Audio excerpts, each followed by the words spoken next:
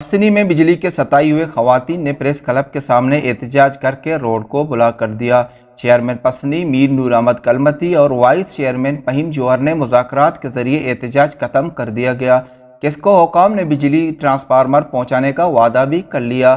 तफसीलात के मुताबिक पसनी के इलाके वार्ड नंबर 3 पसनी के रिहायशी खवातीन ने पसनी प्रेस क्लब के सामने बिजली की अदम फराहमी के खिलाफ सरापा एहतजाज होकर रोड को ब्लॉक कर दिया गया, जिससे ट्रैफिक का निज़ाम मुअत्तल रहा।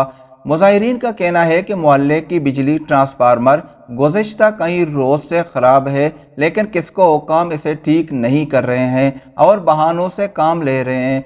शदीद गर्मी में इलाका मकीनों का बुरा हाल बन गया है और बिजली ना होने की वजह से इलाके में पानी का बहरान भी पैदा हो गया है। दूसरी जानिब चेयरमैन पसनी मीर नूर अहमद और वाइस चेयरमैन फहीम जौहर ने एहतजाजी खवातीन से तहसीलदार पसनी के ऑफिस में मुज़ाकरात किए और एहतजाज खत्म करा दिया गया। इस मौके पर किसको के एल सैयद जान बलोच भी मौजूद थे।